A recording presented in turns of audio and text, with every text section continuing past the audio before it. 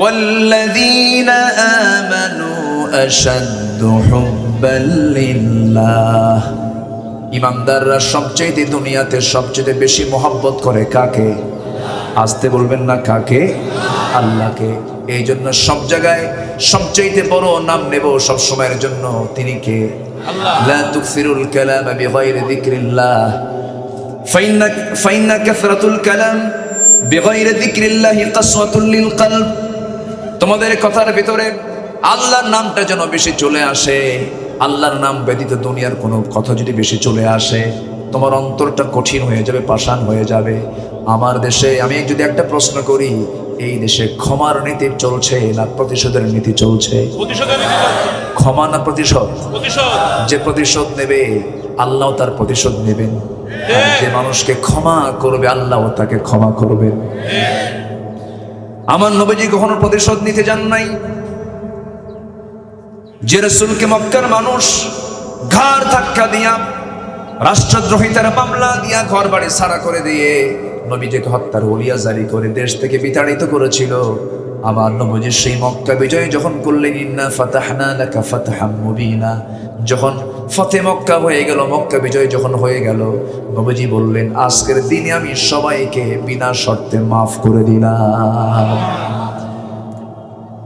সমস্ত কাফেররা মনে করেছিল মনে হয় আজকে একটা মেসাকার হয়ে যাবে, মনে হয় চরম কিছু প্রতিশোধ হয়ে যাবে, আজকে রাসূল যাকে পাবেন তাকে মেরে টুকরো টুকরো করে দিবেন। কিন্তু না, তা হলো না। তিনি মক্কায় ঢুকলেন। মক্কায় ঢোকা মাত্রই বললেন, যারা ভুল টুল করেছে আমি তাদেরকে মাফ করে দিলাম, তবে কয়েকজনকে মাফ করা যাবে না। এর মধ্যে ওহাসী ছিল একজন, রাসূল কয়েকজনের নাম বলেছে, ইকরামা বিন আবু জাহেল ছিল একজন। এই কয়েকজনকে তিনি আলাদা করে সবাইকে মাফ করে দিলেন। বরঞ্চ ইতিহাস এসেছে, নবীজি মক্কা বিজয় যখন করলেন, আমার রাসূলকে সবাই চিনতে পারে না। এই রাসূল সবার কাছ থেকে ভিন্নতা নিয়ে একা স্বতন্ত্রভাবে মক্কার অলিগলি ঘোরাফেরা করছেন।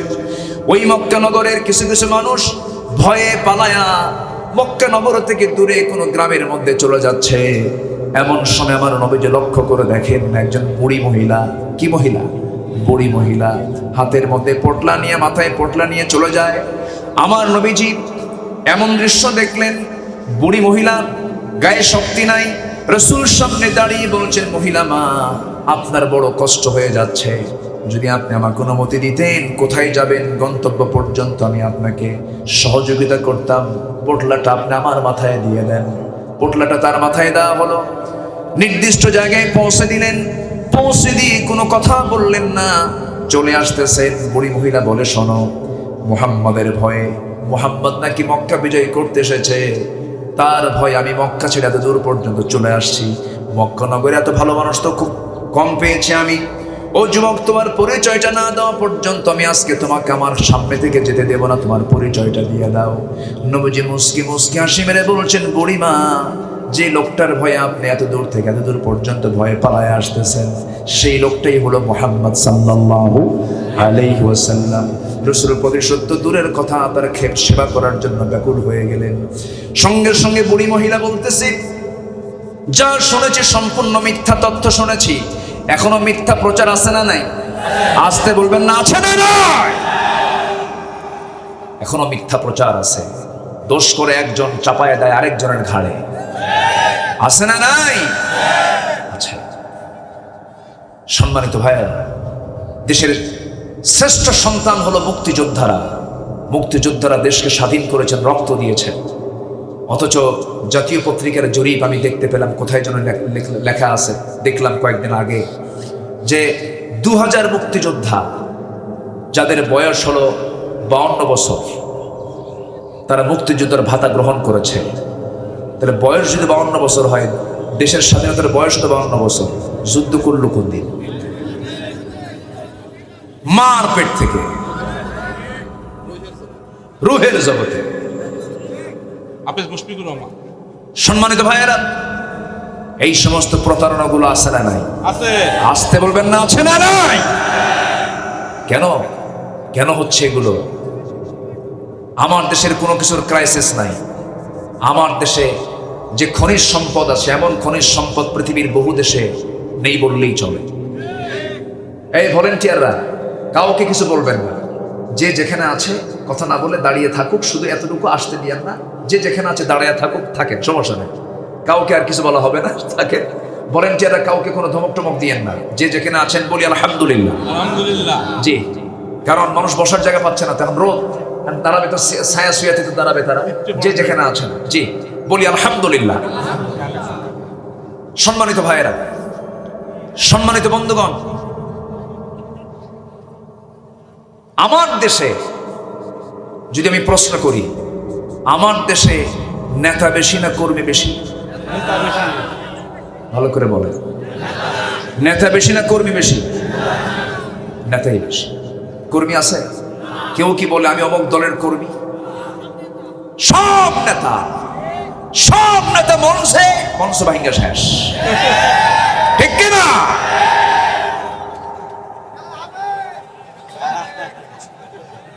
সম্মানিত ভাইয়েরা, সম্মানিত বন্ধুগণ, আমি শুধু একটু সতর্ক করে দিচ্ছি, আমি একটু সবাইকে একটু মাথা একটু নাড়া দিচ্ছি, সেটা হলো মসজিদে জানতো, মসজিদে সেখানে নেতা বেশি না কর্মী বেশি? বলেন, ইমাম কয়জন?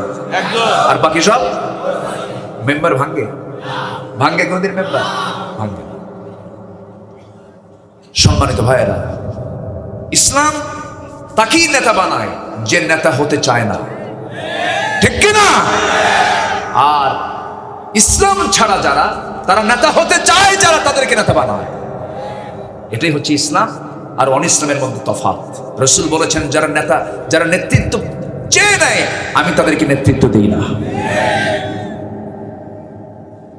কথা বহু আছে, শুনবেন তো নাকি? সবাই রাজি আছেন তো? 8টা মোহাব্বত নিয়ে আমি আজকে কথা বলবো, বিস্তারিত আলোচনা করব, সময় আছে পর্যাপ্ত, কোনো টেনশন নেই। আমি একটু সবার কাছে আরজ রাখবো, যে মাদ্রাসার মাহফিল, এই মাদ্রাসার মাহফিলটা প্রত্যেক বছর হোক, আপনারা চাবেন না ইনশাআল্লাহ? সবাই চাবেন তো? মাদ্রাসার কমিটি তো আমার কাছে আবদার করেছেন, সে আবদারটা হলো, হুজুর আমরা চাই এলাকার প্রত্যেকটা মানুষের তারা শ্রমের কিছু অর্থ 2 টাকা হলেও, 1 টাকা হলেও যেন আমাদের মাদ্রাসায় যেন এই বরকতটা যেন পড়ে, বরকতে যেন আমরা ধন্য হই। তো এই উদ্দেশ্যে আমাকে একটু বলেছেন তারা, আমি আগে বলিনি কেন, লোকজন তখন কম ছিল।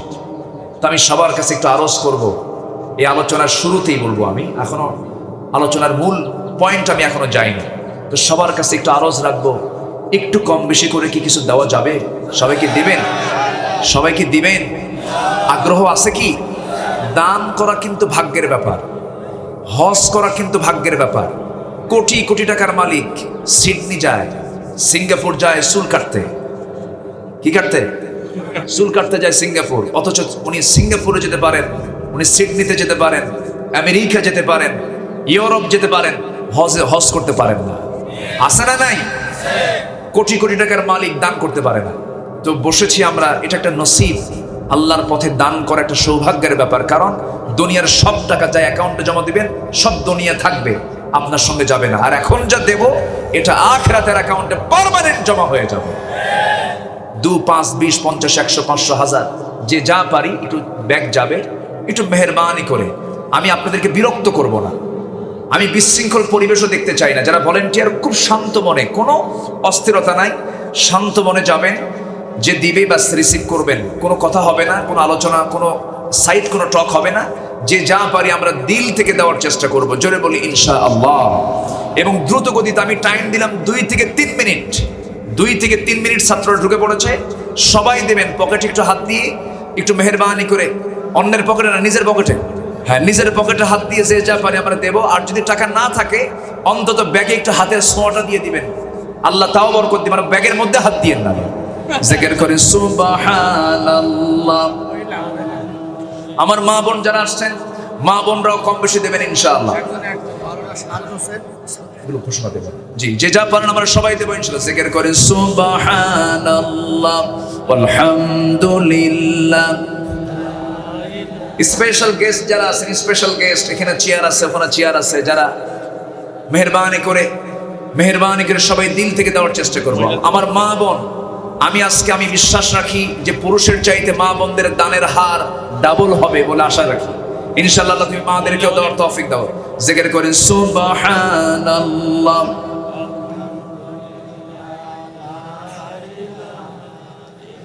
আরো জোরে সুবহানাল্লাহ আলহামদুলিল্লাহ। আরো জোরে সুবহানাল্লাহ।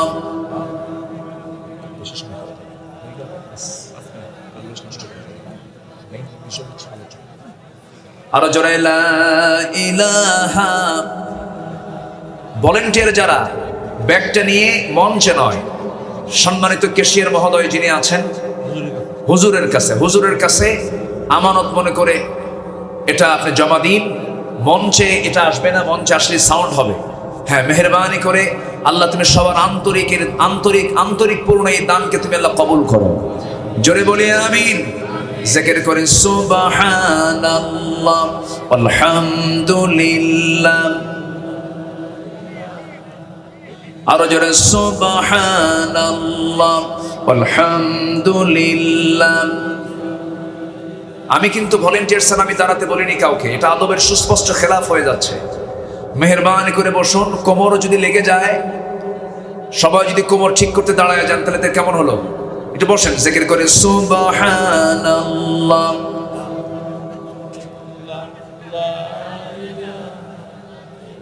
আরো জোরে সুবহানাল্লাহ। লা ইলাহা ইল্লাল্লাহ মুহাম্মাদুর রাসূলুল্লাহ সাল্লাল্লাহু আলাইহি ওয়াসাল্লাম। বসুন, এই যে বসুন, বসে পড়ুন। এই যে ভলান্টিয়ার, যা হয়েছে বলি আলহামদুলিল্লাহ। জোরে বলি আলহামদুলিল্লাহ। সম্মানিত ভাইয়েরা, তাহলে আমরা নেতৃত্ব দেখতে চাই নামাজ থেকে। কিসের থেকে বলেন? নামাজ থেকে নেতৃত্ব আসলে সেখানে মঞ্চ ভাঙার সম্ভাবনা আসতে সম্ভাবনা নাই। আমার ভাইয়েরা, একটু কান লাগান, মনোযোগ দিয়ে শোনার চেষ্টা করুন। গুরুত্বপূর্ণ একটা আমল হয়ে গেল, দানের আমলটা হয়ে গেল। দান করে আল্লাহর কাছে চাইলে পরে সেই দানটা কবুলের নিশ্চয়, সেই দোয়াটা কবুলের নিশ্চয়তা কম থাকে না বেশি থাকে? বেশি থেকে যায়। শেষের দিকে দোয়া হবে। সবাই বসুন। আমার বন্ধুগণ, আমার নবীজি নেতৃত্ব তৈরি করেছেন নামাজ থেকে। নামাজ থেকে তিনি নেতৃত্বের ইঙ্গিত দিয়েছেন। আমার নবীজি যখন ইন্তেকাল করবেন, ইন্তেকালের কিছু সময় আগে আমার নবীজি আম্মা জান আয়েশার ঘরের মধ্যে ঢুকলেন। দরজায় এসে কড়া নাড়লেন। দরজায় যখন কড়া নাড়লেন, দরজা খুলে গেল। আম্মা জান আয়েশা বলছেন, আমি রাসূলকে দেখলাম খুব অসুস্থ। নবীজি বলছেন, আয়েশা উরুটা বিছায় দাও, আমি তোমার উরুতে মাথা রেখে একটু ঘুমাবো, বিশ্রাম নেব, শরীরটা খারাপ লাগতেছে। আম্মা জান আয়েশা উরুটা বিছায় দিলেন, আরাম ফরমালেন। কিন্তু মাথায় হাত দিয়ে দেখি প্রচন্ড জ্বরাক্রান্ত রাসূল। আমার নবীজির প্রচন্ড মাথা ব্যথা হচ্ছিল। যাদের মাথা ব্যথা এবং জ্বর হয়, এটা সুন্নাহ রোগ। এটা কি রোগ বলেন? সুন্নাহ রোগ। জ্বর এবং কি মাথা ব্যথা। যাদের জ্বর মাথা ব্যথা হয়, ভাববেন যেটা রাসূলের সুন্নতের রোগ আমল হয়ে গেল। আলহামদুলিল্লাহ। অনেকের অসুখ বিসুখ হয় না, বুঝলেন? আবার খুব মাস্তানি দেখায়, কেরে আমার ৬০-৭০ বছর একটা ওষুধ খাই না আমি তো বিশাল রহমত প্রাপ্ত বান্দা। আবু জাহেল ১৫০০ বছর বেঁচে ছিল, একদিনও জ্বর হয় না। ফেরাউন কে ছিল? কে? ফেরাউন ১৫০০ বছর বেঁচে ছিল। ১৫০০ বছরে তার কোনোদিন জ্বর আসে নাই। তখন মনে মনে করি এই লোকটার মধ্যে ফেরাউনের কিছু খাসলত আছে। অসুখ বিসুখ হওয়া খারাপ না ভালো? ভালো। খারাপ না ভালো? ভালো। সম্মানিত ভাইয়েরা, আমার নবীজি প্রচন্ড অসুস্থ অবস্থায় আম্মা জান আয়েশার ঘরে তিনি শুয়ে আছেন।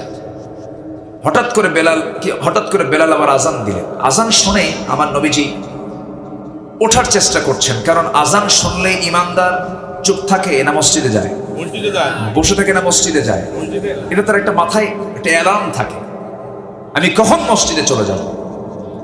আমার নবী আযান শোনা মাত্রই তিনি ওঠার চেষ্টা করছিলেন, কিন্তু মাথার চক্কর মেরে আবার পড়ে যাচ্ছিলেন। আম্মা জান আয়েশা তাকে শক্ত করে ধরলেন, ধরেই বলছেন, ইয়া রাসূলুল্লাহ, আপনি তো কোমর সোজা করতে পারছেন না, দাঁড়াতে পারছেন না, পায়ের বল পাচ্ছেন না। রাসূল কেঁদে ফেলে বলছেন, আয়েশা, আমার মনে হয় জামাতে নামাজ আর হবে না। নামাজের কি গুরুত্ব, জামাতে নামাজ মনে হয় আর হবে না। এই কথা বলে রাসূল বললেন, শোনো, নামাজ তো যথারীতি হবেই, আযান তো হয়ে গেছে, কিন্তু আমার মুসাল্লায় আজকে কে নামাজের দায়িত্ব পালন করবে আমি তোমাকে জানাচ্ছি আয়েশা। ওরে আয়েশা, আমার মুসাল্লায় অন্য কেউ দাঁড়াবে না, আমার মুসাল্লায় দাঁড়াবে আমার বাল্যদিনের বন্ধু, আমার অত্যন্ত কাছের বন্ধু আমার আবু বকর। আমার আবু বকরকে বলে দাও, আমার আবু বকরকে বলে জানিয়ে দাও, সেজন্য আমার মুসাল্লায় দাঁড়ায় দাঁড়ায় নামাজটা আদায় করে। আমার নবী ইঙ্গিত দিয়ে দিলেন, শোনো, আমি দুনিয়া থেকে বিদায় হওয়ার পর আমার মুসাল্লায় যে নামাজের নেতৃত্ব দিয়েছে, সে আবু বকরই এই দেশের সমাজের রাষ্ট্রের নেতৃত্ব দেবে। সুবহানাল্লাহ, জোরে বলেন সুবহানাল্লাহ। রাসূল নেতৃত্ব তৈরি করেছেন কোথায়? নামাজে। কোথায় বলেন? নামাজ। আমার ভাইরা, যে নেতৃত্ব চেয়ে নাই তাকে নেতৃত্ব দেওয়া যাবে না, ইসলাম এটা অনুমোদন করে না। সাইয়েদনা আবু বকর সিদ্দিক রাদিয়াল্লাহু তাআলা আনহু নবীজির ইঙ্গিতে আমার নবীর মুসাল্লায় দাঁড়ায় যখন নামাজটা শুরু করে দিলেন, ইমামটা চেঞ্জ হয়ে গেছে, সাহাবায়ে কেরামদের মধ্যে কান্না রোল পড়ে গেছে, কাঁদতেছে, কাঁদতে কাঁদতে হাউমাউ করে আওয়াজ আমার নবীর কানে চলে এলো। রাসূল বলছেন, আয়েশা, আমার সাহাবীরা কান্দে কেন, আমাকে একটু ধরো তো। ধরা হলো, ধরে রাসূল বলছেন, আমাকে জানালার কাছে নিয়ে যাও। জানালার কাছে নিয়ে যাওয়া হলো। জানালার সামনে গিয়ে যখন রাসূলকে শক্ত করে ধরা হলো, আমার নবীজি সেই জায়গায় দাঁড়ায়া সাহাবায়ে কেরামদের নামাজের দৃশ্যগুলো দেখছিলেন। সাহাবায়ে কেরামদের নামাজ যখন দেখছিলেন, নবীজির চোখের কোনা বেয়ে টপ টপ করে পানি পড়ছে। নবীজির চোখের পানি আম্মা জান আয়েশা গুলো হাত দিয়ে মুছে মুছে দেন, আর বলছেন, ইয়া রাসূলুল্লাহ, আপনার কান্না আমার দারুণ শিল বেঁধে যাচ্ছে, আমার কষ্ট হচ্ছে, আপনি কাঁদেন কেন? আপনার সাহাবীরা তো নামাজ পড়ে, আপনার সাহাবীরা তো আল্লাহর হক আদায় করতেছে। এই কথা বলার সঙ্গে সঙ্গেই রাসূল বলে ফেললেন, আয়েশা রে, মানুষ যে কান্দে দুইটা কারণে কান্নাকাটি করে, একটা হলো চরম আনন্দে কান্দে, আর এটা চরম দুঃখে কান্দে।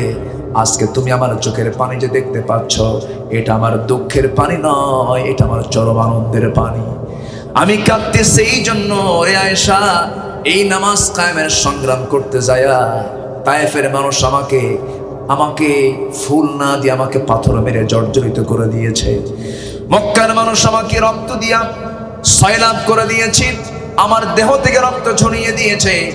এই নামাজ কায়েমের সংগ্রাম করতে গিয়ে উহুদের ময়দানে আমার দুটো দাঁত ভেঙে পড়ে গেছে।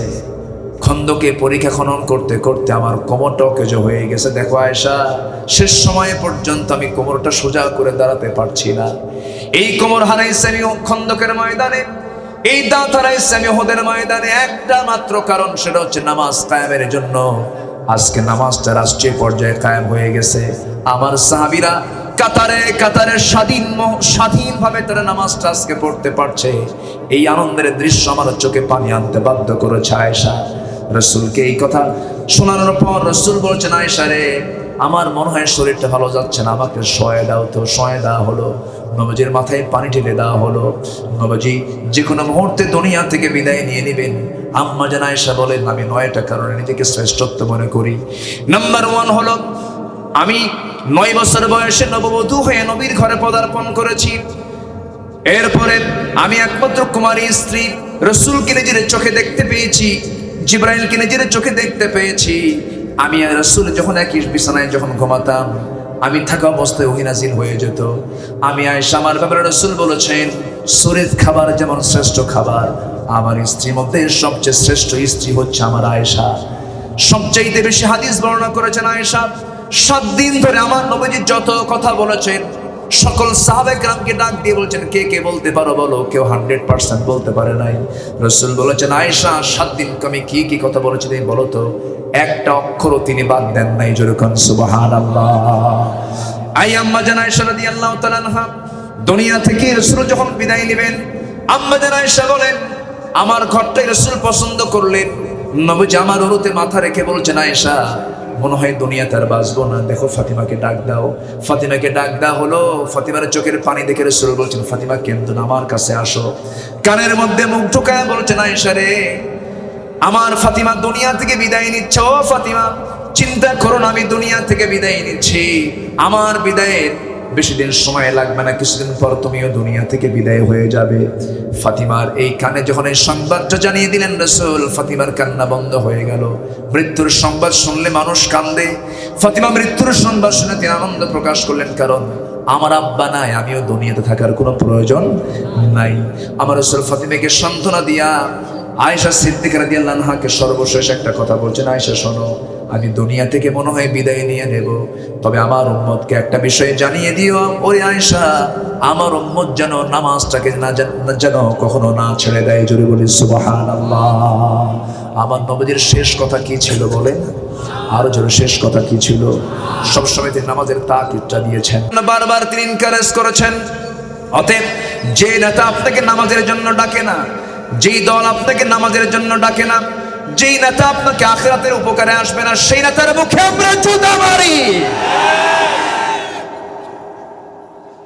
দেখেছি অনেক কিছু, যে আমার আখিরাতে উপকার আসবে না, তার উপকার নেওয়ার দরকার নাই, ঠিক কি না? আমাদেরকে শোনানো হয় নারায়ে তাকবীর নাকি দলীয় স্লোগান। রনি ভাইয়ের স্লোগান আমাকে মুগ্ধ করেছে। নারায়ে তাকবীরের স্লোগান তিনি দিয়েছেন। এই স্লোগান হচ্ছে মুসলমানদের জাতীয় স্লোগান, ঠিক কি না? এটা বদরের হাতিয়ার, উহুদের হাতিয়ার, খন্দকের হাতিয়ার। এটা আদমের স্লোগান, ইব্রাহিমের স্লোগান, নূহের স্লোগান, ইসমাইলের স্লোগান, মুসার স্লোগান, ঈসার স্লোগান, আমার নবীর স্লোগান। অতএব এই স্লোগান আজানেও আছে না নাই? আছে না নাই? নামাজে আছে না নাই? রুকুতে আছে না নাই? সেজদায় আছে না নাই? আবার যখন মরে, যখন সোজা হয়ে যাব, সোজা হওয়া পর্যন্ত, সোজা কাক্কা আক্কা পাওয়া, মরে যাওয়া, যখন মরে সোজা হয়ে যাব, যখন সোজা, জুলুম টিকসই হবে না। মাসলুমের দোয়া ব্যাক হয় না, মাসলুমের দোয়া কবুল হয়ে যায়, ঠিক কিনা বলেন? সাপ ব্যাংকে ধরে, ব্যাংক বলতেছে, মামা তুমিও কীট পতঙ্গ খাও, আমিও কীট পতঙ্গ খাই, তুমিও থাকো আমিও থাকি, দুজন মিলেমিশেই থাকি, আমারে তুমি দৌড়ো না। সাপ বলে, বেটা এত কথা বলিস কেন? খপ করে ব্যাংক সাপ মুখের মধ্যে তুলে নিয়েছে। সহজে তো ব্যাংক যেতে চায় না, অর্ধেক ঢুকছে যখন, তখন গ্যাঙ্গর গ্যাঙ্গর আওয়াজ শুরু হয়েছে। এই আওয়াজ যখন সলিমুদ্দির কানে আসে, তখন হাতে কি ওঠে? কি ওঠে? কি জালেমকে মারার জন্য না মাজলুমকে মারার জন্য? কাকে মারার জন্য? জালেমকে। সাপ। এই আওয়াজ কোথায় হয় রে? সাপ আওয়াজ করে কই? সাপ নিয়ে কি বলে লাঠি নিয়ে ঘুরতেছে সলিমুদ্দিন, দেখে যে বাড়ির কোনায় এইদিকে সাপ ব্যাং খেতে ব্যস্ত, সে তো তাকে পেটের মধ্যে উঠাবে। পেছন দিকে সলিমুদ্দিন মেরে দিল তার গ্রীবায়, তার ঘাড় বরাবর। এক আঘাত পাওয়া মাত্রই মুখ থেকে ব্যাংটা বের হয়ে সামনে এক লাফ মেরে বলতেছে, মামা সোজা তো হইতে কইছিলাম, মামা তুমি আমার খাইও না, কইছিলাম, পরামর্শ দিলাম, তুমি তো শুনলা না, সোজা তো হইছই, কিন্তু মরার পরে সোজা হয়ে লাভ নাই, মরার আগে সোজা হও। আল্লাহু আকবার সহ্য হয় না। যখন আমি আপনি মরে যাই, তখন প্রথম তাকবীর কি দেয়? আরো জোরে, আরো জোরে। দ্বিতীয় তাকবীর কি? তৃতীয় তাকবীর কি? চতুর্থ তাকবীর কি? অতএব যারা এই স্লোগান কিনে যারা ষড়যন্ত্র করছেন, যারা বলছেন এই স্লোগান জাতীয় নির্দিষ্ট দলীয় স্লোগান, মুসলমানদের স্লোগান নয়, এই জাতীয় মন্তব্য করেন যারা, আমি তাদেরকে এই ভাষায় স্পষ্ট জানিয়ে দিতে চাই, তাদেরকে জানাজা না দিয়া কুকুর বিড়াল সিগারের মতো বিদায় করে দাও। এ মতের পক্ষে রাজি আছেন কারা কারা? হাত উঁচু করে দেখা।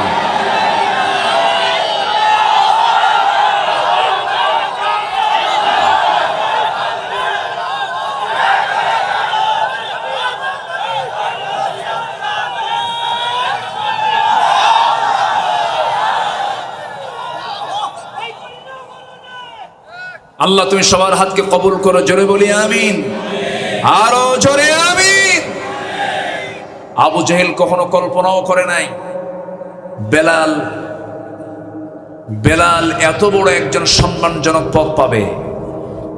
আবু জেহেল হাসতো, আবু জেহেল বলতো, দেখ মুহাম্মাদের বাহিনীগুলো দেখ, এই কালো কুসকুসা বেলালকে নিয়ে মুহাম্মদ বিশ্ববিজয়ের স্বপ্ন দেখে। সেই বেলালকে আল্লাহ তাআলা এমন মর্যাদা দিবে, রাসূল হলেন ইমাম আর বেলাল হলেন তার মুয়াজ্জিন। জোরে বলেন সুবহানাল্লাহ। বংশগত মর্যাদা দিয়ে আপনি আল্লাহর কাছে কোনো মূল্য পাবেন না, চেহারার সৌন্দর্য দিয়ে আল্লাহর কাছে কোনো মূল্য পাবেন না। ঢাকা এয়ারপোর্ট থেকে আমি ফ্লাইটে করে আমি চিটাগাং যাব মাহফিল। আমার পাশে এক হুজুর, মানে আমি হুজুরকে দেখে তার পাশে গেলাম, যে বসলাম, বসে ভাবলাম যে এখানে বসি নিরাপদ, হুজুর হুজুর একটু গল্প করব। পাশে বসার তো পরিবেশ নাই, সব জায়গায় এখন ছেলেদের আনাগোনা বেশি না মেয়েদের আনাগোনা বেশি? বসবেন কই? বসা খুব মুশকিল। মার্কেটে যাবেন আরাম পাবেন না, কোনো কাপড় কিনতে যাবেন মহিলা ফোনে হাজির। তো আমি হুজুরের পাশে সেফটি মনে করে বসে গেলাম, বসে একটা সালাম দিলাম, আসসালামু আলাইকুম, সালাম দিলাম। উনি উত্তরের মোশান দেখে মনে হলো সালাম দিয়ে যেন আমি বিপদে পড়ছি। উনি উত্তরটা ভালো করে নিচ্ছেন না, তো ভাবলাম যে কেন, কি হলো দেখি তো, একটু কথা বলি। হুজুর ভালো আছেন আপনি? ওটাও শর্ট করে বলতেছে, মানে কথা ভালো করে বলতেছে না। সম্মানিত ভাই, আমার দেশে আবার এই কৃপণতাটা আছে, টুপি দেখে সালাম দেয়।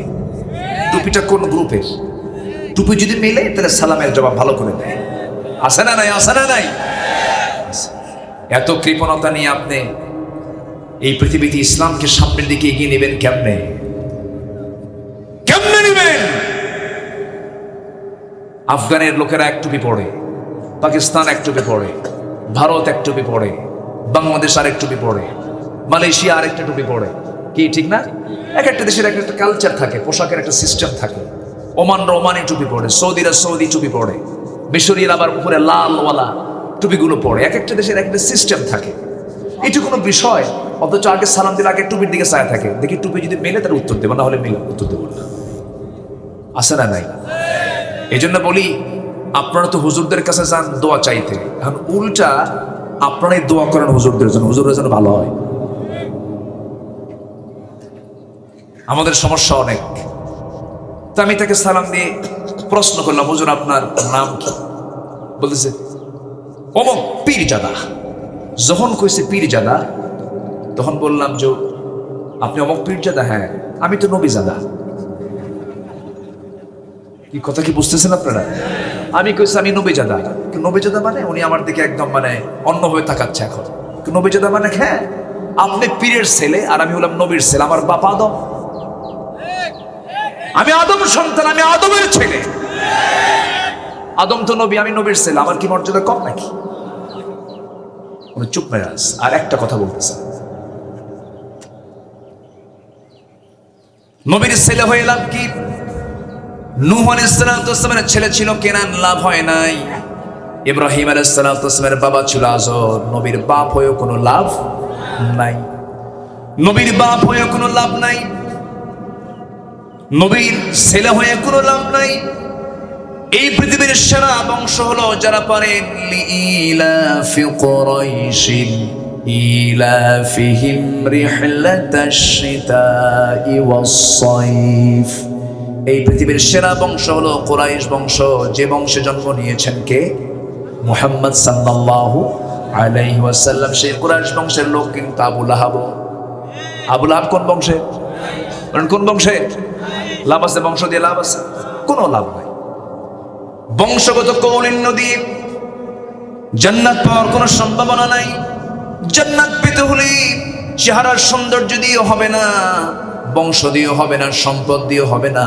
আল্লাহ পাক বলছেন, ইন্না খালাকনাকুম মিন যাকারিন ওয়া উনসা ওয়া জাআলনাকুম শুউবান ওয়া ক্বাবাইলা লিতাআরাফু ইন্না আকরামাকুম ইনদাল্লাহি আতকাকুম।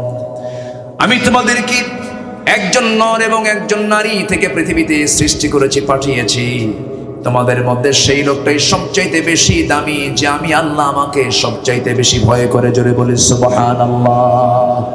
ভয় করা মানে মুহাব্বত করা, ভয় করা মানে তার হুকুমটা মেনে চলা, ভয় করা মানে তাকে সবচাইতে কাছে টানা। আমরা একমাত্র মুহাব্বত করব কাকে? আল্লাহকে। আমার ভাইয়েরা, 8টা ভালোবাসার কথা এখানে এসেছে। 1 নম্বর হলো বাবা। 1 নম্বর কি? বাবা। 1 নম্বর হলো বাবা। একজন সাহাবীর কথা মনে হয়ে গেল। আমার নবীজি মক্কা থেকে যখন মদিনায় চলে গেছেন, মদিনায় 1 বছর যেতে না যেতেই যুদ্ধের ডাক চলে এসেছে। আমার নবীজি যখন শুনতে পেলেন আবু জেহেলরা 450 মাইল অতিক্রম করে তারা মদিনার অদূরে বদর নামক প্রান্তর পর্যন্ত তারা পৌঁছে গেছে, নবীর কানে যখন সংবাদটা এলো, আমার নবীজি রমজানের 16টা রোজা রেখেছেন। কয়টা রোজা রেখেছেন? 16টা রোজা রেখেছেন।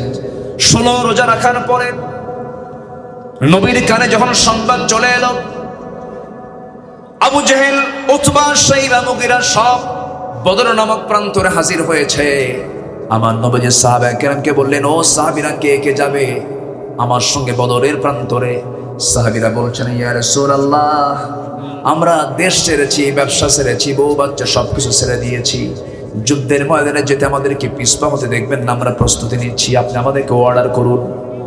আমার নবীজি এই কথা যখন বলে ফেললেন, সাহাবীরা সম্মতি দিয়ে দিলেন। নবীজি সৈন্য সংগ্রহ করছেন, কিন্তু সৈন্যের সংখ্যা খুব কম সংখ্যক সৈন্য সংখ্যা। হঠাৎ করে মদিনার ছোট্ট 2টা বাচ্চা, আফরা ছেলে 2টা, হাসান কি বলে আফরার ছেলে 2টা, মুআজ রাদিয়াল্লাহু আনহুমা, এই ছোট্ট 2টা বাচ্চা নবীর কাছে এসে দাঁড়িয়ে বলছে, ইয়া রাসূলুল্লাহি, ইয়া হাবিবাল্লাহি, আমরা শুনলাম যুদ্ধের নাকি ডাক এসেছে, মেহেরবানি করে আমাদেরকে যদি অনুমতি দিতেন আমরা দুজন মিলে আপনার সঙ্গে যুদ্ধে অংশগ্রহণ করতাম। রাসূল মুস্কি হাসি মেরে বলছেন, ও ছোট্ট 2টা বাচ্চা, কেমন করে যাবে? তোমাদের তো ফিটনেস নাই, তোমাদের তো বডি নাই, তোমাদের হাইট নাই, তোমরা তরবারিটা ধারণ করতে পারবে না, বাহুবল নাই।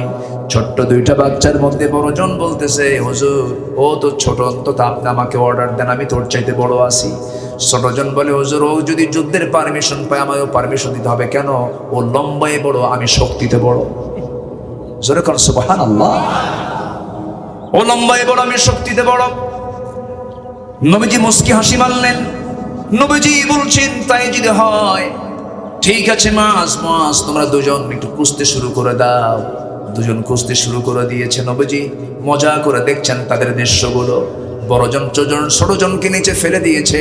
বড়জন চোখ একটা টিভি মেরে বড় ভাইয়ের মাথাটা কান মুখের মধ্যে নিয়ে এসে মুখটা কানের মধ্যে ঢুকায় দিয়ে বলছে, ভাই একসঙ্গে খাই, ঘুমাই, খেলাধুলা করি, একসঙ্গে সবকিছু করে তুমি আমারে তুই একা যুদ্ধে যাবা, এটা কি হয় নাকি? তোমার গায়ের শক্তি একটু কমায় দাও, একটা বার অন্তত তোমার বুকের উপর উঠে প্রমাণ করে বুঝায় দেই, শক্তির দিক থেকে আমিও তোমার চাইতে কোনো অংশ কম না।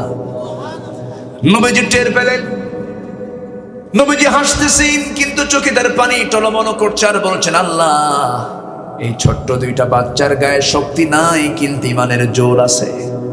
এই দুজনকে আমি পারমিশন দিয়ে দিলাম। তারা যুদ্ধে কেন যাচ্ছেন এই জন্য বলতেছে। আমি এই ঘটনার বিষয়টা আমি এই জন্য উপস্থাপন করছি। দেখুন এই ছোট্ট 2টা বাচ্চা কেন যুদ্ধে যাচ্ছে। তারা দুজন চলে গেছে যুদ্ধের ময়দানে। 313 জন সাহাবী নিয়ে আমার নবীজি কেবলমাত্র মদিনায় এসেছেন, নতুন একটা ছোট্ট রাষ্ট্র গঠন করেছেন। আবু জেহেল সেই ছোট্ট রাষ্ট্রকে নাস্তানাবুদ করার জন্য সে বদর প্রান্তর পর্যন্ত চলে আসছে। আমার নবীজি বদর প্রান্তরে যখন পৌঁছে গেলেন, সাহাবে কেরাম কাতারে কাতারে দাঁড়ায় গেছেন, কিন্তু প্রথম কাতারে ওই ছোট্ট 2টা বাচ্চার সামনে হাজির হয়ে গেছে।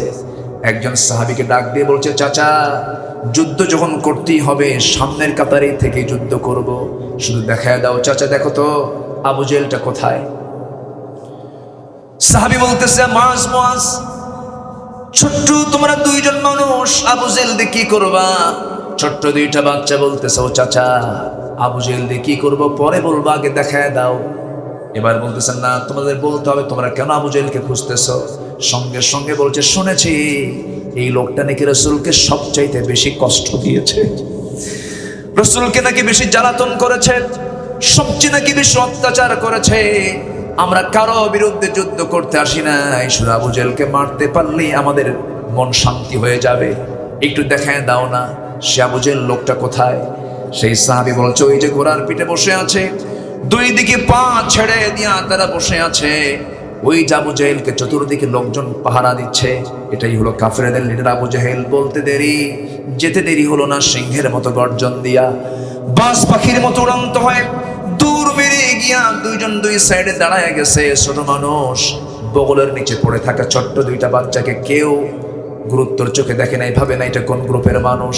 সামনে যখন কাছাকাছি চলে গিয়েছে পজিশন ঠিক করে নিয়া ছোট্ট তরবারি নিয়ে দুইজন মিলেই যখন বলতেছে আল্লাহু আকবার, নারায়ে তাকবীর, আল্লাহু আকবার স্লোগান দিয়া সজোরে ছোট্ট দুইটা বাচ্চা আবু জেহেলের দুই পায়ে যখন আঘাত করেছে, ওই আবু জেহেল ধরাশয়ী হয়ে জমিনে পড়ে গেছে। পা সোজা করে আর আবু জেহেল দাঁড়াতে পারে নাই। আবু জেহেল দুনিয়া থেকে বিদায় নিয়ে নিল, আবু জেহেল ধরাশয়ী হয়ে গেল। এইদিকে ফলাফল বড় ভাই মুআজকে ধরে ফেলেছে কাফের মুশরিকরা।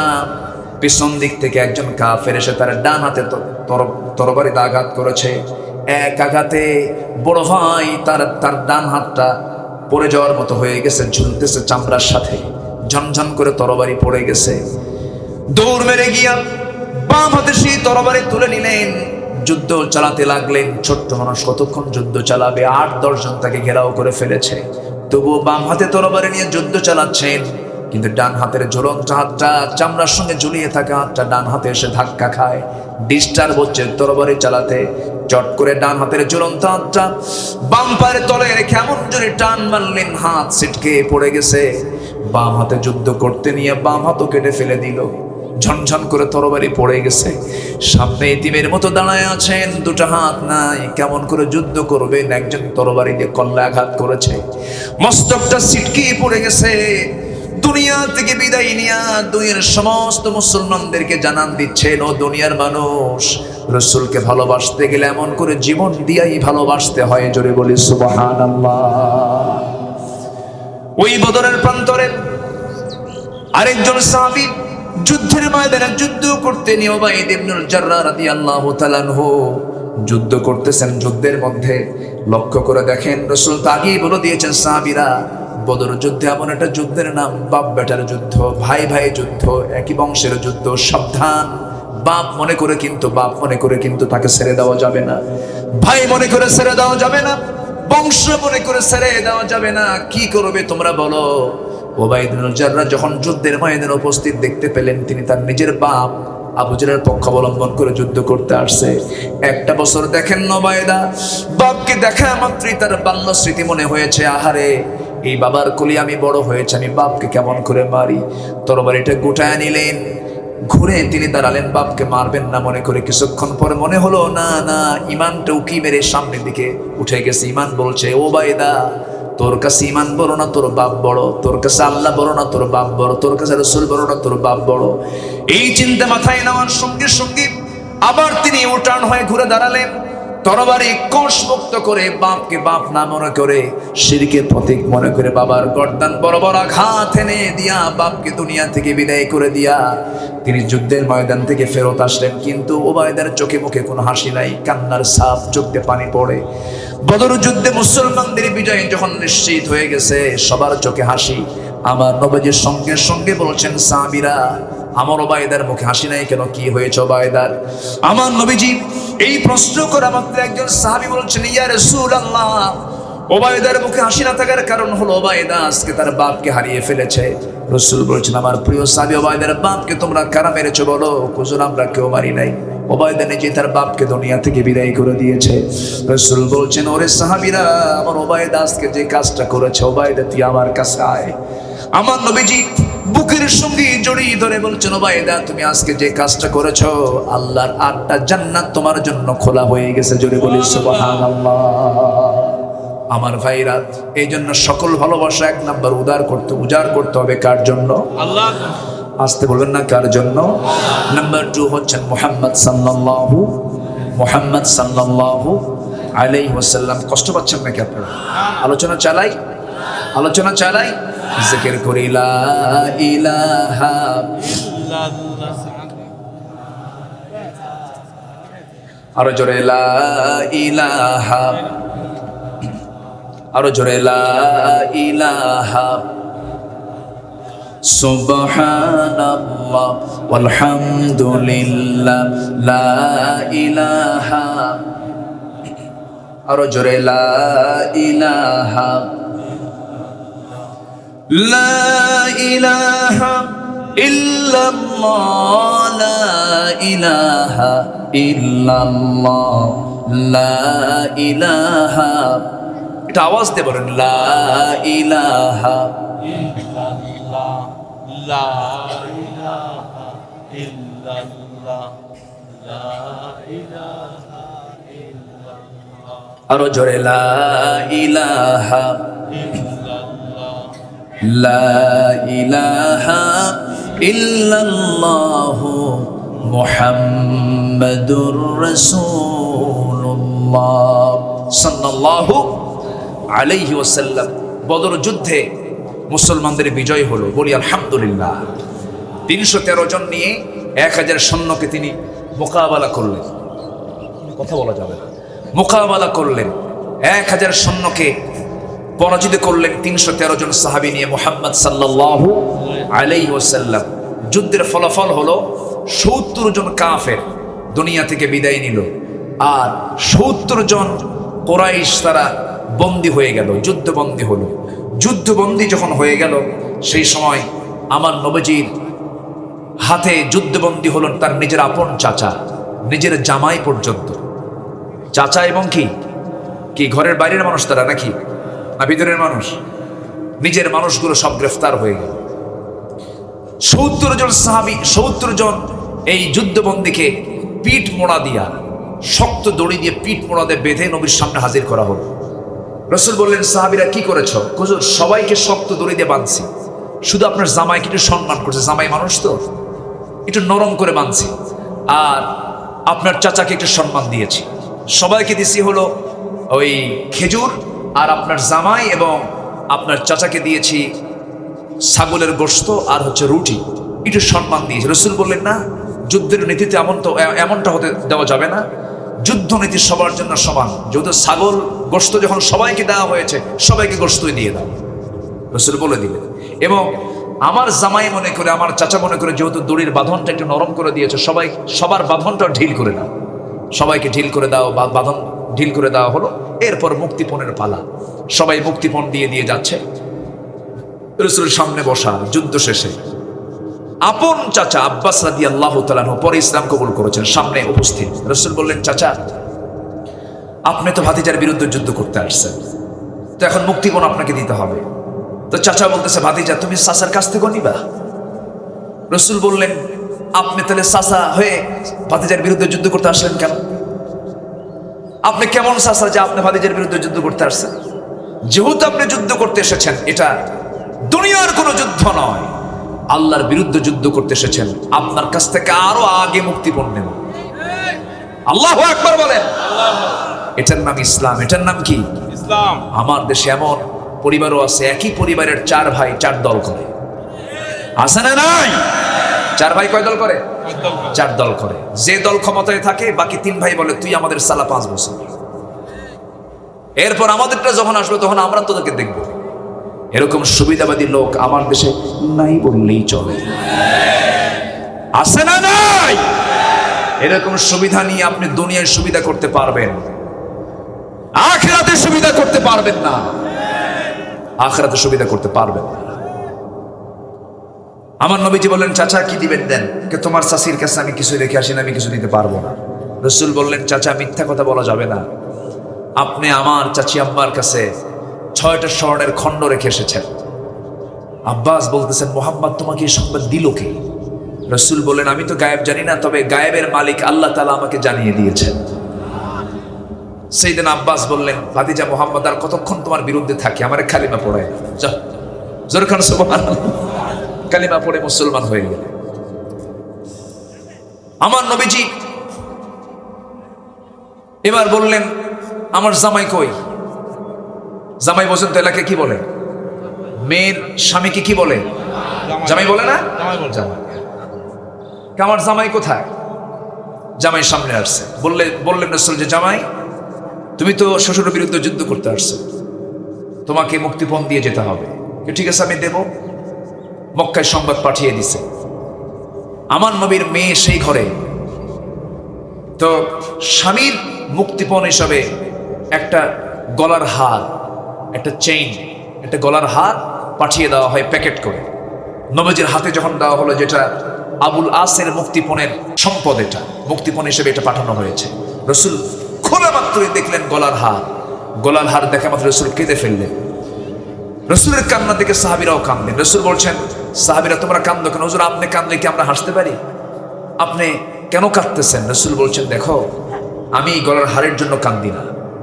কেন কান্দেন আপনি? রসুল বলছেন, সাহাবীরা গলার হারের জন্য আমি কাঁদি না, কিন্তু গলার হারের সাথে বিশাল বড় একটা স্মৃতি জড়িত আছে। সেই স্মৃতি হলো, আমার মেয়ের যখন বিয়ে হয়ে যায়, সেই বিয়ের অনুষ্ঠানে আমার খাদিজা তার গলার হারটা তার বড় মেয়েকে দান করে, গিফট করে। আমি অনেকদিন এই গলার হার পরা অবস্থায় আমি আমার খাদিজাকে দেখতে পেয়েছি। খাদিজার কথা বড্ড মনে হয়ে গেছে আমার এই মুহূর্তে। এই জন্য আমি খাদিজার কথা মনে করে আমি চোখের পানি ফেলে ফেলে কাঁদতেছি। আমার নবীজি জীবনে যত দোয়া করেছেন, সমস্ত দোয়ার ভিতরে খাদিজার দোয়াটা কিন্তু কখনো বাদ পড়ে নাই। খাদিজার জন্য তিনি সবসময় রাসূল দোয়া করেছেন। এমনটা নবীজির অবস্থা দেখে সাহাবায়ে কেরাম বলছেন, ইয়া রাসূলুল্লাহ, ইয়া হাবিবাল্লাহ, যেহেতু আপনার এই গলার হারের সাথে আপনার জীবনের বিশাল বড় স্মৃতি জড়িত আছে, আমরা গলার হারটা নেব না, বরঞ্চ আপনি কি করবেন আপনি সিদ্ধান্ত দিয়ে দেন। রাসূল বলছেন, ও সাহাবীর, আয়াত তো নাযিল হয়ে গেছে, মুশরিকের ঘরে কোনো মুমিনা নারী থাকতে পারবে না। বললেন, আবুল আস, তুমি আমার জামাই ছিলে, এখন থেকে তুমি আমার জামাই থাকতে পারবে না। আল্লাহর পক্ষ থেকে চূড়ান্ত ফয়সালা, মুশরিকের জন্যই মুমিনা স্ত্রী কখনো জায়েজ হবে না। আমার মেয়েটা আর দেরি করা যাবে না, তোমার মুক্তিপণ হলো তুমি মক্কায় ঢুকবে, সঙ্গে সঙ্গে আমার মেয়েটাকে তোমার ঘর থেকে সোজা আমার ঘরে পৌঁছায় দিবা। কারণ ইসলাম আছে, সম্পর্ক আছে, ইসলাম নাই, সম্পর্ক নাই। ঠিক কিনা? নবীজি তার মেয়েকে স্বামীর ঘর থেকে নিয়ে চলে আসলেন। কিসের জন্য? আসতে বলে, কিসের জন্য? ঈমান আছে আর ঈমান নাই। অতএব যার ঈমান আছে সম্পর্ক আছে, ঈমান নাই সম্পর্ক নাই। যার ভালোবাসা আল্লাহর সঙ্গে আছে তার সঙ্গে আমার ভালোবাসা আছে, যার ভালোবাসা আল্লাহর সাথে নাই তার সঙ্গে আমার ভালোবাসাও নাই। আজান দিচ্ছে না? দিক আজান। একটু আলোচনা লম্বা হলে কি সমস্যা হবে? কোনো আপত্তি নাই তো? বলি ইনশাআল্লাহ। আলোচনার একটা সুন্দর একটা পরিবেশ সৃষ্টি হয়েছে, বলি আলহামদুলিল্লাহ। আমি শুনেছি অনেক মা বোন মাহফিল আসছে। মায়েরা জায়গা পাওয়া মুশকিল, মাদের জায়গা দেওয়া মুশকিল। এলাকার মায়েরা অনেক ভালো আলহামদুলিল্লাহ। মার্কেটেও যায় তো নাকি? মার্কেটেও যায়। এই গ্রামে 3000 আত্মীয় এসেছে। এই গ্রামে মাহফিল উপলক্ষে 3000 আত্মীয় আসছে। গরু কয়টা জব হয়েছে? 4-5টা গরু জব হয়েছে। অনেকে পায় নাই। তো এই এলাকার সময় হয়তো ছিল সৌভাগ্যের ব্যাপার, তাই না? 50 জন আছে এক একজনের বাড়িতে 50 জন করেও আছে। এই ওঠে কেন? এই যে ভাই, বসে বসে বসে বসে, মেহরবানি করে বসুন। একজনকে আটকে দেওয়া মানে কেউ জানেন? আমি বুঝাই দিচ্ছি, কেউ যায়েন না, বসেন, একটু বসেন না। কত সময় চলে যায় কত জায়গায়। ফুটবল বিশ্বকাপ হয়ে গেল, রাত 3টার দিকে উঠে বসে আছে তাহাজ্জুদের নিয়তে। আছে না? আছে না? 3টার দিকে বসে আছে, আবার সেজদা দিয়ে কান্দে, আল্লাহ আমার দল যেন জিতে। এরকম পাগলও আছে। কথা বোঝেন না? আমার কাছে ফোন দিয়ে দোয়া করতে, হুজুর আপনি আমার খুব প্রিয়, হুজুর একটু দোয়া করেন, আমার দল যেন জিতে। আমি বললাম, তুই আয়, তোর পিটার দরকার। হ্যাঁ, মরেও যায়। আমার দেশে মানুষ না কি আমি বুঝি না, কোথায় ব্রাজিল কোথায় আর্জেন্টিনা। মারামারি লাগে আমার দেশে 2 গ্রুপে, ব্রাহ্মণবাড়িয়ায় 2 গ্রুপে মারামারি করে 3 জন শহীদ। যেরকম নাউজুবিল্লাহ, যেরকম নাউজুবিল্লাহ। 90 মিনিটও গোল হয় না। গোল যখন হচ্ছে না তখন কি খেলা থুয়ে চলে আসে কেউ? তখন আর উত্তেজনা কি বেড়ে যায়। কারো টাইম দাও 30 মিনিট। কিন্তু মাহফিলে যদি একটু সময় বেড়ে যায়, অথবা জুমার খুতবায় যদি 1:30টার জায়গায় যদি 1:35 বাজে, সভাপতি তো মদ খায়, বোঝেন না? খালি ঘড়ি দেখা কয়, হুজুর টাইম শেষ। এরকম আছে না? বলেন একটু বসেন। আজকে তো মসজিদগুলো দখল হয়ে গেছে। মসজিদের দায়িত্ব নেবে হলো যারা সমাজের সবচেয়ে পরহেজগার লোক, তারা, ঠিক কিনা? যারা 5 ওয়াক্ত নামাজ মসজিদে বা জামাতের সাথে তাকবীরে উলার সাথে যারা পায়, তারাই মসজিদের দায়িত্ব গ্রহণ করবে। আর এখন মসজিদের দায়িত্ব সভাপতি হলো বিশিষ্ট সুদখোর, সেক্রেটারি বিশিষ্ট মদখোর, আর ক্যাশিয়ার বিশিষ্ট জেনাকার। আসে না নাই?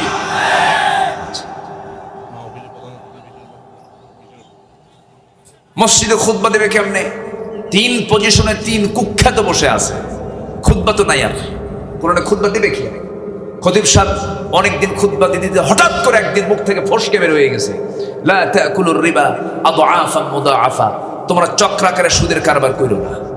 এই আয়াতও বলছে, আবার সবুদের চোখের সাথে খতিবের চোখের আই কন্টাক্ট হয়ে গেছে। বুঝলেন? আই কন্টাক্ট যখন হয়েছে, জুমার নামাজ শেষ। জুমার নামাজ শেষে এখন সভাপতি হুজুরের কাছে এসে বলে, হুজুর আপনি খুতবা দিচ্ছেন ভালো কথা, ওয়াজ করছেন, আয়াত হাদিস আসবে, কিন্তু আয়াত পড়ার পর সুদের কথা বলার সঙ্গে সঙ্গে আপনি আমার দিকে তাকালেন কেন? কি কথা কি বুঝতেছেন আপনারা? আছে না নাই? আছে না নাই? উচিত সমাজ সচেতনতার জন্য বলছি, যারা মুসল্লিকে কিয়ামতের দিন আল্লাহ কিন্তু ধরবেন। উচিত হলো ওই সমস্ত মদখোর, শরাবখোর, জেনাকারদের ওই দায়িত্ব থেকে ঘাড় ধাক্কা দিয়ে বের করে দেওয়া দরকার। নেতৃত্ব কেউ পরিবর্তন করে দিতে পারবে না, নেতৃত্বের পরিবর্তন করতে হবে আমাদের, ঠিক কিনা বলেন?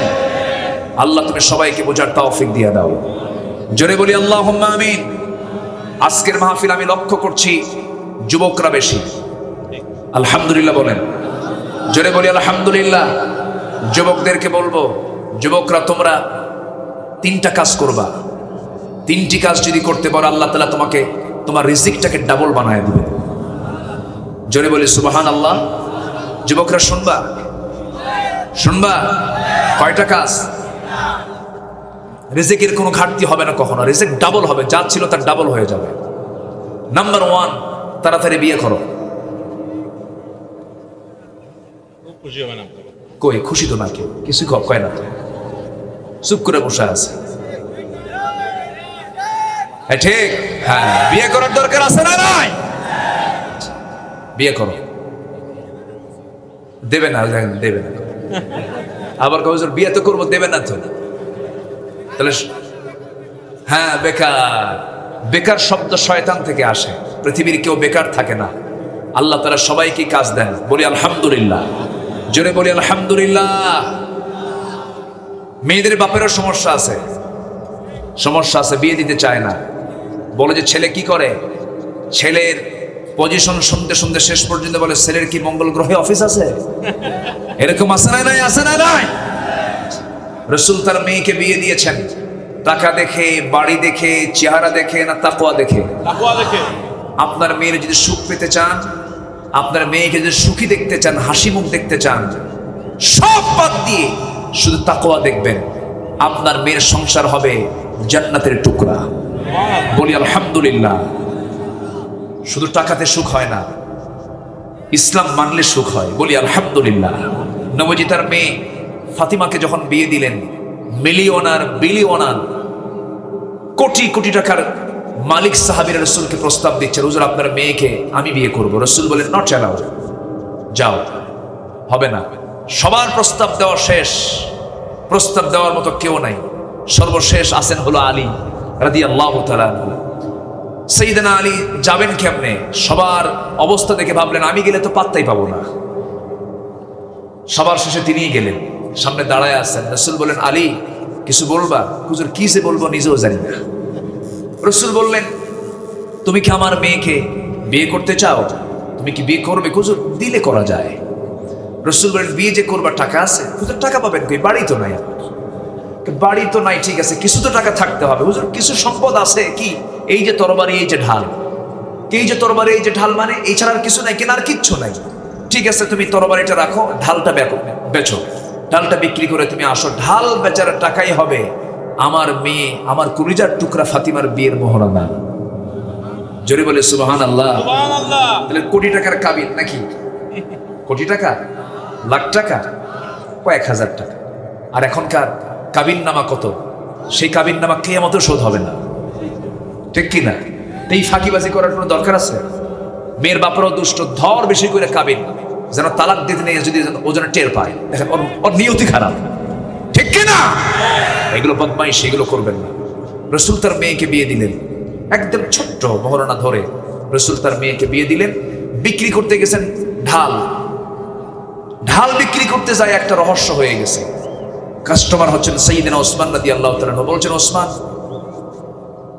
ওসমান বলতেছেন, আলী তুমি ঢাল বিক্রি করতে আসছো, তুমি যোদ্ধা মানুষ, ঢাল ছাড়া যুদ্ধ হয়? আমার তো বিয়ে ঠিক হয়ে গেছে। কার সাথে? নবীর ছোট্ট মেয়ে ফাতিমার সাথে। তাই কি ঢাল বেচবো, মহরণার টাকা বের করবো, এরপরে বিয়ে করবো? তাই ঠিক আছে, দাও ঢাল দাও। টাকাও দিলেন। কয়েক হাত যেতে না যেতেই বলতেছে, আলী তুমি আমার তো কিছুক্ষণ পর হবু ভাইরা হবে, ভাইরা হয়ে যাচ্ছ তুমি, আমাকে তোমার কিছু দিতে হবে, তো আমি তোমাকে আগাম এই ঢালটাও তোমাকে গিফট করলাম, চলো।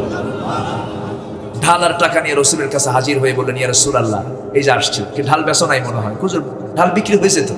কিন্তু বিক্রি হয়েছে, ঢাল আবার হাতে কেন? উপহার পাইছি। কি উপহার দিল? কে টাকাও দিছে, ঢালও দিছে। কে? আপনার বড় জামাই। রসুল বললেন, তুমি আত্মীয়তা আমার সঙ্গে কইরা তুমি আবার আমার বড় জামাইয়ের সঙ্গে তুমি আবার ওখানে লেনদেন করতে গেছো। আল্লাহু আকবার বলবেন না।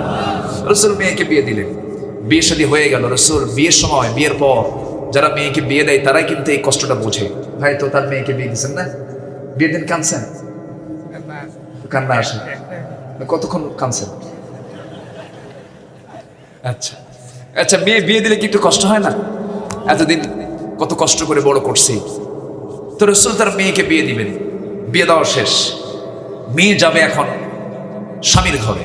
রসুল বলেন, মা তোমার জন্য আমি কিছু দেবো। আমার তো কিছু নাই তেমন, আমি তোমাকে একটা পানির মশক দিলাম, চামড়ার তোষক দিলাম, আর তোমাকে পান করার জন্য একটা পানপাত্র দিলাম, এই কয়েকটা, আর পিসদানি, একটা আটা পেশার জন্য একটা পিসদানি দিলাম, যেটা হাতে, যেটা পিষে পিষে জবকে আটা বানানো হয়। এটা কি বলে? এটাকে জাতা, এটাকে পিসদানিও বলে, পিসদানি অথবা জাতা। আচ্ছা, জাতাটা দিয়ে দিলেন, দিয়ে বললেন, মা স্বামীর ঘরে করে খাও।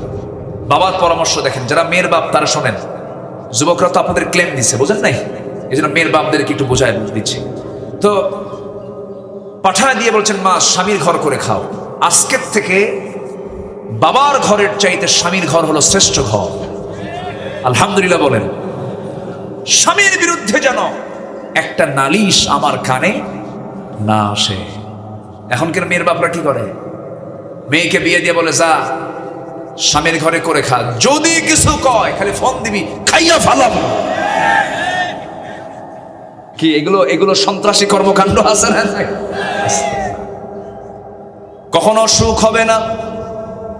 স্বামী স্ত্রীর জায়গায় কেউ মাতব্বরি করতে যাবেন না, সংসারটা ভেঙ্গে চুরমার হয়ে যাবে।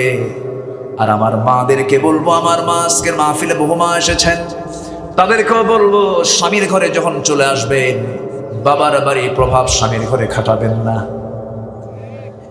বাবার বাড়ির কোনো প্রভাব খাটাবেন না, কারণ আপনার ঘর হলো শ্রেষ্ঠ ঘর। আপনি সন্তানের মা হয়ে যাচ্ছেন, এই জায়গায় আপনার একটা ভিত্তি রচনা হয়ে যাচ্ছে। কখনো স্বামীকে খাটো চোখে দেখবেন না।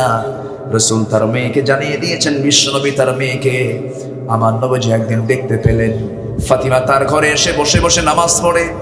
নবীজি বলছেন, ফাতিমা রে, বসে বসে নামাজ পড়ো কেন? গো আব্বা জান, আমি তো দাঁড়িয়ে দাঁড়িয়ে নামাজ পড়ি। বসে বসে নামাজ পড়ার কারণটা হলো, আমার পেছনে একটা সেরা অংশ আছে, সেই সেরা অংশ, কাপড়ের অংশটুকু যদি আমি দাঁড়িয়ে নামাজ পড়তে যাই, আপনার দৃষ্টিগোচর হয়ে যাবে, আপনি দেখতে পাবেন। আর মনে মনে চিন্তা করবেন, আমার জামাই আলী আমার মেয়েটাকে কাপড়ে কত কষ্ট দিচ্ছে, আমার স্বামীর এতটুকু দুর্নাম আপনার সামনে প্রকাশ পেয়ে যাক, আমি চাই নাই মনে করে আমি বসে বসে নামাজ পড়তেছি। কি পরিমাণ স্বামীর প্রতি ভক্তি ছিল। সাইয়েদনা আলী রাদিয়াল্লাহু তাআলা আনহু একদিন দরজার ভিতরে ঢুকছেন, স্ত্রী ফাতিমা দরজা খুলতেছেন, কিন্তু মুখে কোনো হাসি নাই, সালাম বিনিময় হয়ে গেল। দরজা আবার লাগিয়ে দিয়ে বলছেন, আমার স্বামী আলী, আমি দরজা আবার বন্ধ করছি, আমি আপনাকে ঢুকতে দেব না, কারণ মুখে হাসি না দেখা পর্যন্ত আমার ঘরে ঢোকা নিষেধ। সুবহানাল্লাহ বলবেন না? সুবহানাল্লাহ। খাবার নাই, কিছু নাই, কিন্তু সংসারটা ছিল হলো জান্নাতের টুকরা। স্বামী স্ত্রীর এই সম্পর্কটাকে গভীর করতে হবে। গভীর থেকে গভীর করতে হলে ইসলামের শাসনগুলো মেনে চলতে হবে। পর্দার মধ্যে থাকতে হবে। আমার নবীজি মেয়েকে বিয়া দিয়া স্বামীর ঘরে পাঠায় দিয়েছেন, মৃত্যুর দিন পর্যন্ত নবীজির কানে কোনো নালিশ যায় নাই। আমার নবীজি একদিন লক্ষ্য করলেন, বিয়ে হওয়ার বহুদিন পর সন্তান হাসান হোসেন হয়ে গেছে। ফাতিমা রাদিয়াল্লাহু তাআলা আনহা নবীর কাছে এসে বলছেন, আব্বাজান, আমার স্বামীর সঙ্গে পরামর্শ করেছে, আমি একা আসি নাই, আমার স্বামীও বলে দিয়েছেন, আপনার কাছে একটু আসলাম একটা আশা নিয়ে। কি আশা বলো মা? আপনি আমার আব্বা, আপনি রাষ্ট্রপ্রধান, দেখুন তো আমার জন্য কোনো কাজের মানুষের ব্যবস্থা করা যায় নাকি? কেন, কি হয়েছে? একা পারি না। জাতা দিয়ে আটা পিষতে পিষতে আমার হাতে কড়া পড়ে গেছে, এরপরে কূপ থেকে পানি তুলতে তুলতে আমার কোমরে দাগ পড়ে গেছে। ফাতিমার মতো মহিলা, চিন্তা করেন। এরপরে তিনি বলছেন, আব্বা, আমার ঘরের মেঝেটা হলো কাঁচা, কাপড় চোপড় ময়লা হয়ে যায় ঘন ঘন, সন্তান দুইটা, আমি ওদের যত্ন নিতে আমি হিমশিম খাচ্ছি, আপনি যদি আমার জন্য একটা খাদেমের ব্যবস্থা করতে পারতেন কতই না ভালো হতো। রাসূল আস্তে করে মেয়েটাকে আস্তে করে ডাক দিয়ে বলছেন, মা এদিকে আসো, একটু পার্সোনালি তোমার সঙ্গে কথা বলি। এবার বলছেন, মা শোনো, তোমার পিতা মুহাম্মদ বিন আব্দুল্লাহকে কখনো কি নিজের কাপড় অন্য কাউকে দিয়ে ধুতে দেখেছো নাকি? না। যে তোমার পিতা নিজের কাপড় নিজে ধৌত করে, নিজের কাপড় নিজে সেলাই করে, নিজের ঘর নিজে পরিষ্কার করে, আমার সারা জীবনের সুন্নাহ হলো নিজের কাজ নিজে সম্পন্ন করা। ও মা, কাজের মেয়ের কোনো প্রয়োজন নাই, খাদেমের কোনো প্রয়োজন নাই মা। ও মা, তোমার দায়িত্ব হলো তুমি বাড়িতে চলে যাও, কাজের সমাধানের জন্য, কাজের সুবিধার জন্য আমি তোমাকে একটা আমল শিখাইয়া দিচ্ছি। সুবহানাল্লাহ আলহামদুলিল্লাহ আল্লাহু আকবার 33 বার করে সকাল সন্ধ্যা পড়বে, আমার আল্লাহ তোমার সমস্ত কাজের জিম্মাদার হয়ে যাবে। সুবহানাল্লাহ। জোরে বলি সুবহানাল্লাহ, আরো জোরে বলি সুবহানাল্লাহ। আমার মা এই সমস্ত আমলগুলো করবেন। আমাদের আয়েশার জীবনটাকে জানবেন, ফাতিমার জীবনগুলোকে জানবেন, আসিয়ার জীবনগুলোকে জানবেন, জীবনটা ধন্য হয়ে যাবে। আজকের মাহফিলে যারা আসছেন, আমি সবার কাছ থেকে একটা ওয়াদা নিতে চাই।